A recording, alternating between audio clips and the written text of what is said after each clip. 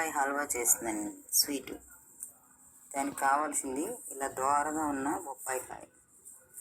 దీన్ని పీల్ చేసి తురుముకుందాం. ఇలా బొప్పాయిని నేను తురుముకొని పెట్టుకున్నానండి. ఒక కప్పు అయ్యింది. పండుది కాదు, పచ్చిది కాదు, దోరగా ఉన్న కాయని తీసుకోండి. నేతిలో వేయించిన జీడిపప్పు, కిస్మిస్, హాఫ్ కప్పు షుగరు, యాలకులు 2, పాలు. స్వీట్కి సరిపడా మీ స్వీట్ తినేదాన్ని బట్టి వేసుకోండి. దీని తయారీ విధానం చూద్దాం.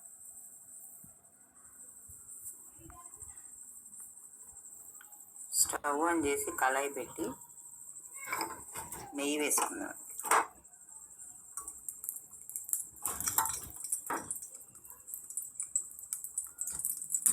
2 స్పూన్లు వేసుకున్నాం.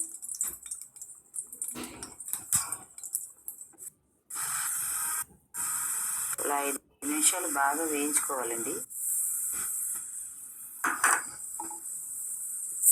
ఇప్పుడు పాలు పోసుకున్నాం.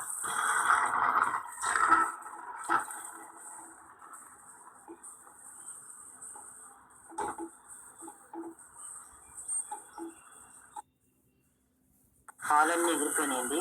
కోవాలాగా వచ్చింది చూడండి. ఇప్పుడు మనం యాలకు పొడి, నేతిలో వేయించుకున్న జీడిపప్పు, కిస్మిస్ వేసుకున్నాం.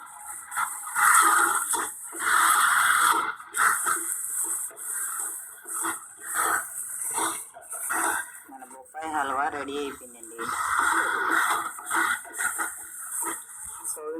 బౌల్లోకి తీసుకుని సర్వ్ చేసుకున్నామండి.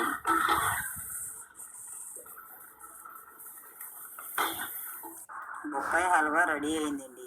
మీ ఇంటికి ఎవరైనా చుట్టాలు వచ్చినప్పుడు ఇలా చేసి పెట్టండి, వాళ్ళకి అసలు తెలియదు.